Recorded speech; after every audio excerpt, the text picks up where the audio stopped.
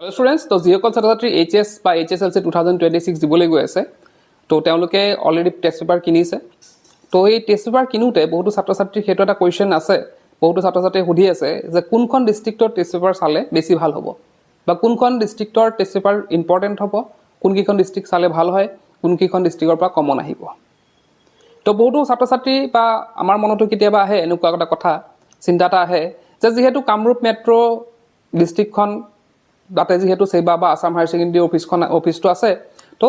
তাৰে কি হ'ব তাৰে হয়তো কোৱেশ্চন পেপাৰখন যোনখন কামৰূপ মেট্ৰ ডিস্ট্ৰিক্টৰ আছে বা কামৰূপ ৰুৰেলৰ হওক তো তাতে সেই কামৰূপ ডিস্ট্ৰিক্টৰ কোৱেশ্চন পেপাৰখিনি ইম্পৰ্টেন্ট হ'ব বুলি বহুতো কোৱা শুনা পাওঁ বা আমিও কেতিয়াবা ভাবি লওঁ ছাত্ৰ-ছাত্ৰীসকলে কেতিয়াবা ভাবিব লয় যে সেইটো ডিস্ট্ৰিক্টৰ হয়তো কামৰূপ মেট্ৰ ডিস্ট্ৰিক্টৰখন হয়তো বহুত ইম্পৰ্টেন্ট হ'ব সেইখন চাই গ'লে হ'ব বহুতে ক'ব বিচাৰে যে নহয় ডিব্ৰুগড়খন ভাল হ'ব ডিব্ৰুগড়খন ইম্পৰ্টেন্ট হ'ব বহুতে ক'ব খোজে যোৰহাটৰখন ইম্পৰ্টেন্ট হ'ব তো বিভিন্ন দিশত বিভিন্ন মতামত আহে কিন্তু এই ক্ষেত্ৰত টেষ্ট পেপাৰ ক্ষেত্ৰত আমি এটা কথা চিন্তা কৰা উচিত বা জনাটো উচিত যে টেষ্ট পেপাৰৰ পৰা কিন্তু কোৱেশ্চন পেপাৰ নাকাটে আমাৰ আসাম হায়াৰ সেকেন্ডাৰী হওক বা আমাৰ মানে HSLC ক্ষেত্ৰতে হওক তাত কিন্তু টেষ্ট পেপাৰ ওলোৱাৰ পিছত বা টেষ্ট পেপাৰখন চাই তেওঁলোকে কোৱেশ্চন পেপাৰ নাকাটে কোৱেশ্চন পেপাৰ অলৰেডি সেট হৈ গ'ল কাৰণ এটা দীঘলীয়া প্ৰসেস কোৱেশ্চন পেপাৰ কটাটো ভেৰিফাই হোৱাটো প্ৰিন্ট আউট কৰাটো আকৌ ডিস্ট্ৰিক্টে পঠোৱাটো এটা লং প্ৰসেস এটা টেষ্ট পেপাৰ ওলোৱাটো কেদিন হৈছে টেষ্ট পেপাৰ ওলোৱা বেছি দিন হোৱা নাই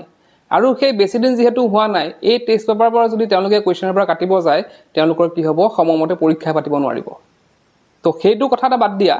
যে টেষ্ট পেপাৰখন বহুতে ভাবিব চিন্তা কৰিব বহুতে মানে ভাবে যে টেষ্ট পেপাৰখনৰ পৰা হয়তো মেট্ৰিকৰ প্ৰশ্নখন কাটিব বা হায়াৰ সেকেন্ডাৰী প্ৰশ্নখন কাটিব কিন্তু হেতু নহয় অলৰেডি বেস পেপাৰ সেট হৈ গ'ল নেক্সট স্টেপটো হৈছে যে বহুতে হেতু ভাবে যে মই যেনেকৈ ক'লো যে কামৰূপ মেট্ৰ ডিস্ট্ৰিক্টৰ হয়তো মানে পেপাৰখন ইম্পৰ্টেন্ট হ'ব হেতু নহয় কাৰণ একেখন ডিস্ট্ৰিক্টৰ টিচাৰে সব পেপাৰ নাকাটে পেপাৰ কটা এটা মেথড আছে মেথডটো এনে ধৰণৰ যে ধৰি লোৱা এখন পেপাৰ ধৰি লোৱা মই ইংলিছৰ পেপাৰখন তো ইংলিছৰ পেপাৰখন কাটিবলৈ এজন ব্যক্তি তাত ইনভলভ নহয় কেইবাজন ব্যক্তিৰ কেইবাখনো কোৱেশ্চন পেপাৰ কটা হয় তাৰে মাজত সিলেক্ট কৰা হয় যে কোনখন কোৱেশ্চন পেপাৰ সিলেক্ট কৰা হ'ব তাৰে মাজত মানে ডিসাইড কৰা হয় যে কোনখন কোৱেশ্চন পেপাৰ সিলেক্ট কৰা হ'ব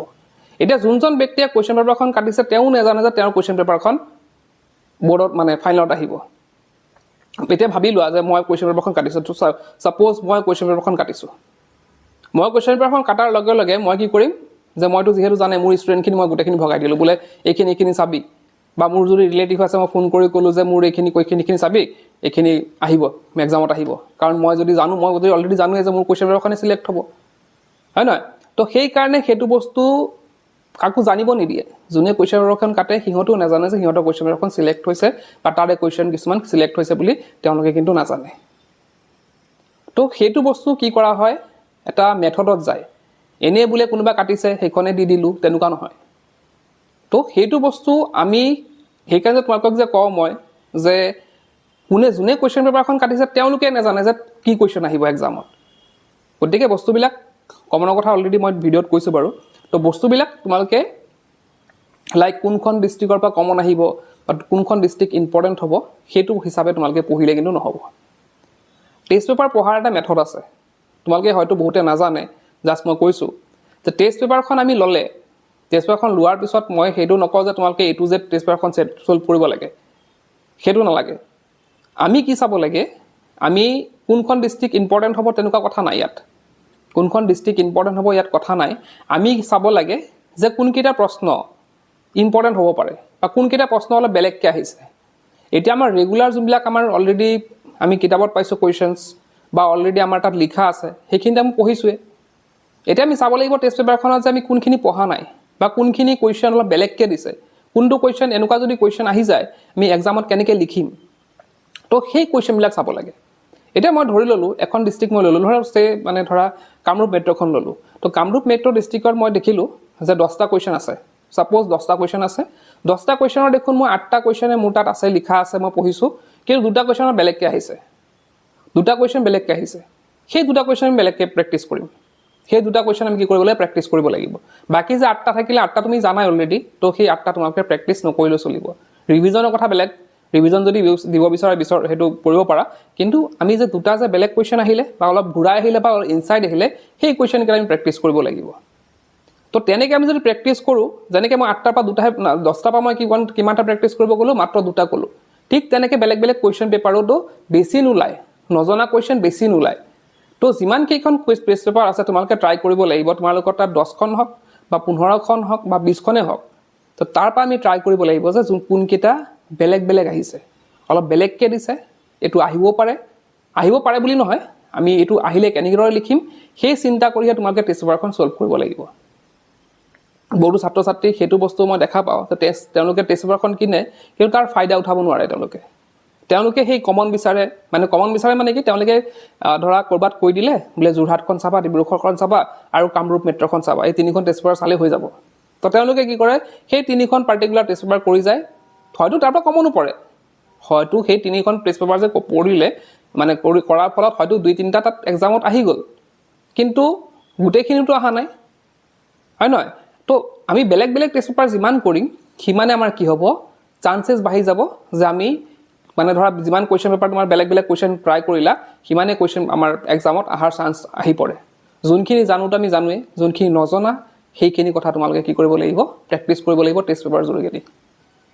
তো এইখিনি আছিলে টেষ্ট পেপাৰ কিছুমান কথা আশা কৰিছোঁ তোমালোকে হয়তো বুজি পাইছা বস্তুবিলাক আৰু যোনে বুজা নাইতো তেওঁলোকে নিশ্চিতভাৱে তোমালোকৰ লাইনত যাব পাৰা মই সেইটো ক'বলৈ একো নাই বহুতো ছাত্ৰ ছাত্ৰীয়ে কয় যে নাই ইম্পৰ্টেণ্ট হ'ব বহুতে হয়তো কমেণ্টত ক'ব কিন্তু সেইটো তোমালোকৰ ওপৰত কমপ্লিটলি 100% তোমালোকৰ ডিপেণ্ড কৰিব মই জাষ্ট কথাখিনি কৈ দিছোঁ মোৰ এক্সপিৰিয়েঞ্চৰ পৰা আগৰ কেইবছৰ যি এক্সপিৰিয়েঞ্চ আছে সেই তাৰ পৰা কৈছোঁ তোমালোকে যদি প্ৰত্যেকটা ডিষ্ট্ৰিক্টৰ টেষ্ট পেপাৰবিলাক টাচ কৰা তোমালোকৰ এটা ভাল বেটাৰ ৰিজাল্ট কৰিব পাৰিবা এই 2-3খন পঢ়াতকৈ তো যিমানখিনি পাৰা আৰু মই যেনেকৈ ক'লোঁ যে এতিয়া বহুতে মোক সেইটো প্ৰশ্ন কৰিব যে মোৰ 10খন কৰিব গ'লে আৰু টাইমেই নাই মোৰ হাতত টাইমেই নাই দেখোন 10খন কেনেকৈ কৰিম মই সেইটো কথাই ক'লোঁ যে 10খন কৰিব নালাগে তোমালোকে 10খনৰ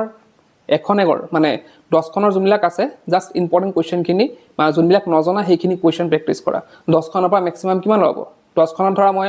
10টাকে 100টা কুৱেশ্যন আছে 100টা কুৱেশ্যনৰ পৰা হয়তো তোমালোকে নজনা বা অলপ বেলেগকৈ অহা কুৱেশ্যন 10টা বা 15টা আছে সেই 10টা বা 15টা কুৱেশ্যন তোমালোকে প্ৰেক্টিছ কৰা তেতিয়াহ'লে ইনাফ হ'ব তোমালোকৰ কাৰণে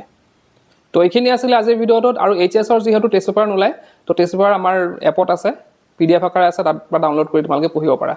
তো মই ডেছক্ৰিপশ্যনত আমাৰ এপৰ লিংকটো দি দিম তাত গৈ তোমালোকে প্ৰেক্টিছ কৰিব পাৰিবা তাত আজি ভিডিঅ'তে ক'লোঁ কি পচিং